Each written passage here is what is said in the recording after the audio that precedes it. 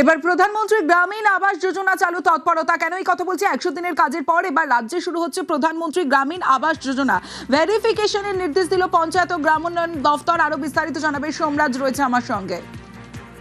দেখো, পঞ্চায়েত ও গ্রামোন্নয়ন দপ্তরের তরফে জেলা শাসকদের একটি চিঠি দেওয়া হয়েছে এবং সেখানে বলা হচ্ছে 100 দিনের কাজের পাশাপাশি প্রধানমন্ত্রী গ্রামীণ আবাস যোজনা নিয়ে ভেরিফিকেশন করতে আগামী 30শে মের মধ্যে ভেরিফিকেশন করে রিপোর্ট জমা দেওয়ার নির্দেশ দেওয়া হয়েছে পঞ্চায়েত ও গ্রামোন্নয়ন দপ্তরের তরফে বিভিন্ন জেলা শাসকদের।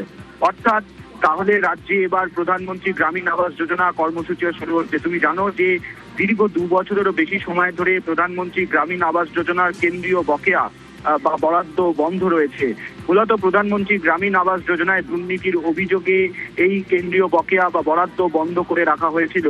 তারপর তৃণমূল কংগ্রেসের সরকারের সময় রাজ্যের নিজের টাকাতেই বাংলার বাড়ি প্রকল্প শুরু হয়।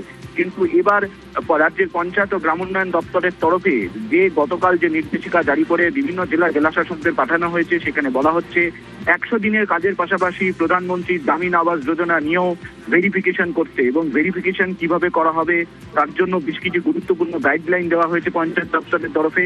যেখানে বলা হচ্ছে যে এই যে এসআইআর এর যে খসড়া তালিকা এবং সেখানে এসডিডি অর্থাৎ মৃত, স্থানান্তরিত, ডুপ্লিকেট এবং অনুপস্থিত যে ভোটাররা যারা রয়েছেন তাদেরকে চিহ্নিত করার নির্দেশ দেওয়া হয়েছে। পাশাপাশি খসড়া চূড়ান্ত ভোটার তালিকা থেকে যে বাদ পড়া নামগুলি রয়েছে সেগুলিও যাচাই করার নির্দেশ দেওয়া হয়েছে।